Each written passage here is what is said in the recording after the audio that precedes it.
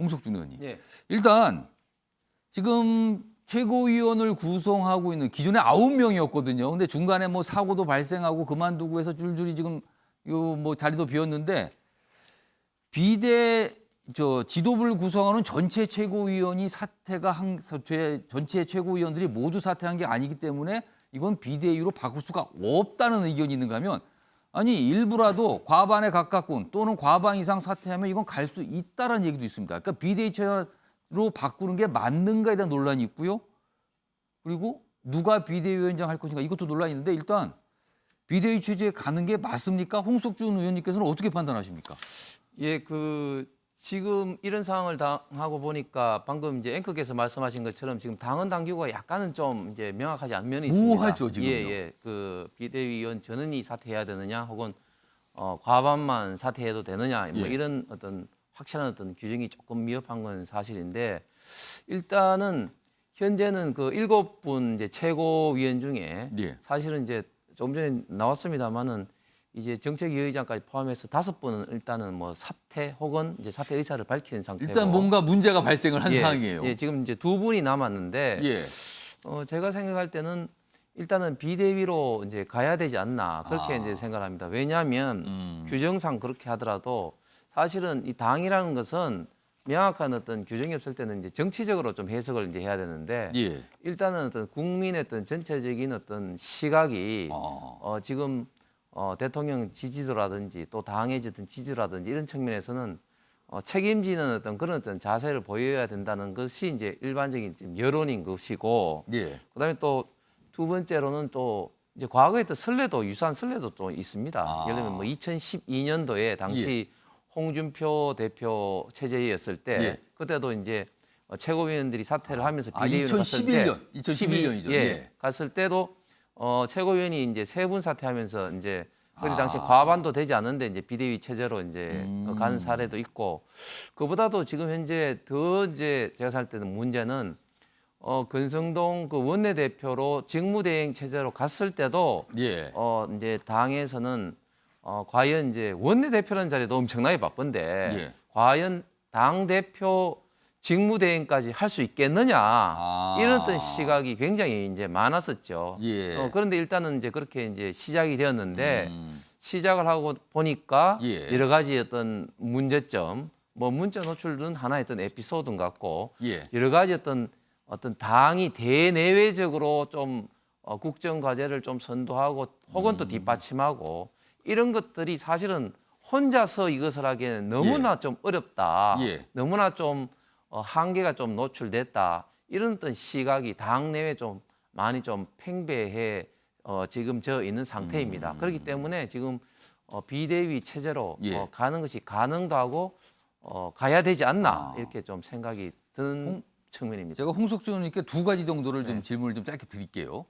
자, 그렇다면 비대위 체제로 가는 게 맞다라는 게 이제 홍석준 의원님은 그렇게 판단하신다는 건데 그렇다면 이제 비대위원장 문제가 있거든요. 이것도 절차 문제가 있어요. 지금 비대위원장은 사실은 당 대표가 임명을 해야 되는데 당 대표가 지금 비어 있는 상태라서 이게 절차 문제가 있긴 하지만 그럼에도 불구하고 비대위 체제로 간다는 전제를 깔면요. 비대위원장은 당 내에서 찾아야 됩니까? 아니면 이 정도면 아니다. 당 밖에서 누굴 모셔야 된다. 2가지 중에 어떤 선택지가 옳다고 보십니까? 지금 비대위원장은 글자 그대로 정말 지금 차기 전당대회를 관리하는 예.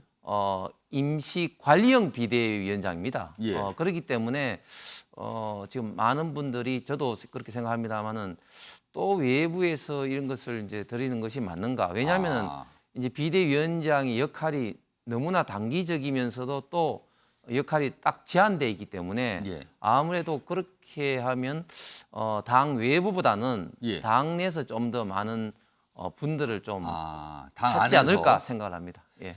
하나 더 질문 드리면은 일각에서는 비대위 체제가 아니라 아예 전당대회를 조기에 새롭게 하자. 그래서 아예 새롭게 지도부를 꾸리자 이런 얘기도 있거든요. 조기 전당대회입니다. 그러니까 비대위 체제 없이 지금 지도부가 지금 사실상 무너졌으니까 전당대회 빨리 다시 열어서 새 지도부를 꾸리시다 이런 주장도 있거든요. 이건 어떻게 좀 판단하세요? 그런 주장도 분명히 있습니다만 이제 그런 주장은 지금 현재 당헌 당규상 예. 어차피 지금 이준석 지금 대표가 예. 일단은 대표를 지금 사퇴하지 않은 그런 상황이기 때문에 유지는 하고 있는 거죠. 예. 그렇기 때문에 법적으로 아. 당헌 당규상 좀 문제가 됩니다. 아, 그러니까 조기 전당대회는 또 그건 다른 문제가 네, 될 수 있다 네. 이런 말씀이시네요. 그렇습니다. 알겠습니다.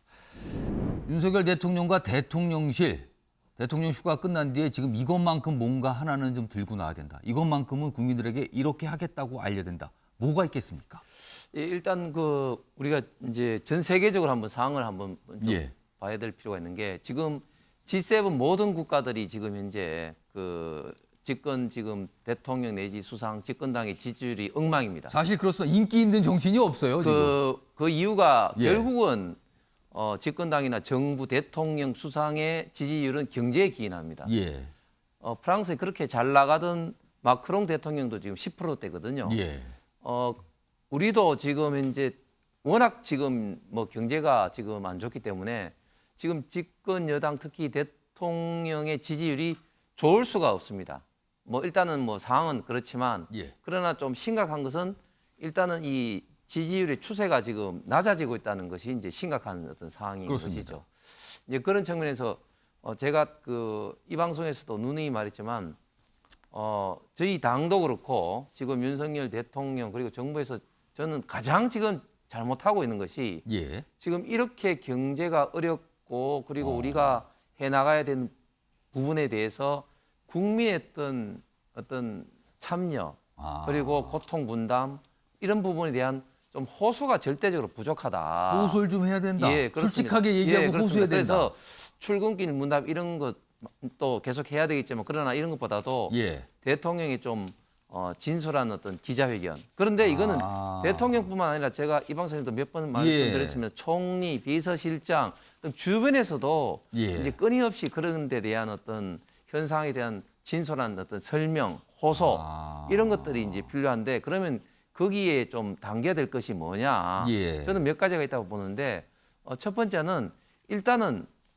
당에서도 지금 이런 측면에 대해서 지금 최고위원들이 지금 사퇴를 지금 하고 예. 있습니다. 그렇기 때문에 정부에서도 특히 대통령실에서도 어떤 식으로든지 좀 책임지는 그런 자세를 책임진다는 거는 일부는 좀 교체 또는 이렇게 물러나야 된다 이 제가 볼 때는 말씀인가요? 예, 제가 볼 때는 좀 그렇게밖에 할 수 없는 거 아니냐 그렇게 보여지고 또 두 예. 번째는 어쨌든 이제 국민을 좀 통합하는 그런 자세가 좀 필요할 것 같습니다. 그것이 이제 사면의 형식일 수도 있고 예. 그리고 야당이 이제 민주당과의 어떤 협치를 뭐 어떻게 뭐 해 나가야 된다는 그런 입장일 수도 있고 그다음에 이제 세 번째로는 지금 대통령께서도 지금 굉장히 열심히 해서 지금 한미 간의 어떤 안보, 예. 경제 동맹은 강화는 물론이고 여러 가지 일을 하고 있지만 그러나 그것이 국민에게 정부가 하고 있는 일들이 지금 눈에 지금 자꾸 안 들어온다는 어떤 그런 비판을 받고 있어서 소위 말하는 어떤 국정 캐치프레이즈 원칙을 지키면서 미래를 예. 준비한다는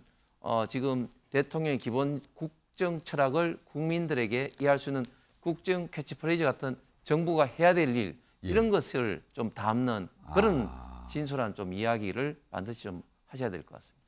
지금 말씀하신 내용들 인수시설의 준비를 철저히 하고 취임했다라면 문제가 안 생겼을 것 같다는 생각이 드는데 늦었지만이라도 이런 걸 해야 된다. 그리고 뭔가 기자회견 또는 국민과 대화 동태에서 뭔가 진솔하게 설명하고 의견을 듣고 해야 된다. 뭐 이런 거네요. 그게 시급하다는 말씀이었습니다. 홍석준 의원님. 네. 그러니까 이게 윤석열 대통령 공약상도 아니었고요. 인수위 당시 꼽았던 국정과제에도 들어가지 않았던 내용이거든요. 당내에서는 조금 어떤 의견이 수렴인가 뭐 얘기가 좀 있었습니까? 이거 왜 갑자기 나온 겁니까? 이게 저도 사실 좀 의아합니다. 대통령에게 교육부 장관이 이제 업무 보고하는 자리에서 이제 논의가 됐는데 예. 사실 이제 이런 이제 논의의 이제 기본적인 배경은 좀 이런 것 같습니다. 지금 우리 대한민국이 글로벌 경쟁에서 교육 분야를 개혁하기 위해서 가장 중요한 것은 개인의 어떤 자율성을 예. 좀 인정하는 것입니다. 지금 그렇지 않아 지금 4차 산업혁명 시대에 자율적인 어떤 개인의 어떤 역량을 좀 발전시키기 위해서 예. 정부가 노력을 해야 되는데 그런데 지금 문재인 정부 기간 동안은 그동안 있었던 뭐 특목고, 뭐 자사고 이런 것까지도 지금 폐지를 지금 해버리려고 했으니까 문제인데 그런데 이제 이런 논의에 있어서 물론 이제 고령화에 따른 어떤 예. 사회의 어떤 출발을 좀 앞당기고 예, 그 그리고 취지예요. 그렇습니다. 예, 그리고 또 이제 그 학생들의 어떤 아이들의 발달 정도에 비해서는 조금 이제 이런 것을 좀 검토해 볼 만하다 이런 어떤 생각이 있는데 근데 물론 이제 반대편의 어떤 사교육 문제라든지 예. 또 학부모 입장에서는 또 초등학교를 나오면 좀 이제 좀 학부 애들 돌보는 그런 문제도 있는 거죠. 그래서 이 찬반이 좀 뜨거울 텐데 저 개인적 입장에서는 굉장히 좀 아쉬운 게 아. 지금 교육청하고 지금 협의를 하지 않았다고 합니다. 어.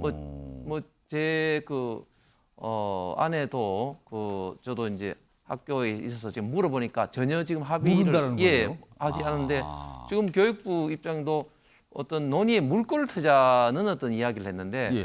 이게 논의의 물꼬를 트는 것을 대통령에게 보고를 그것도 해서? 첫 업무 보고를 하고 교육청하고 예. 협의 없이 이렇게 진행하고 있는 것이 저는 일단은 과정적으로는 이게 굉장히 문제가 있다고 생각합니다. 그래서 오늘 무슨 집회도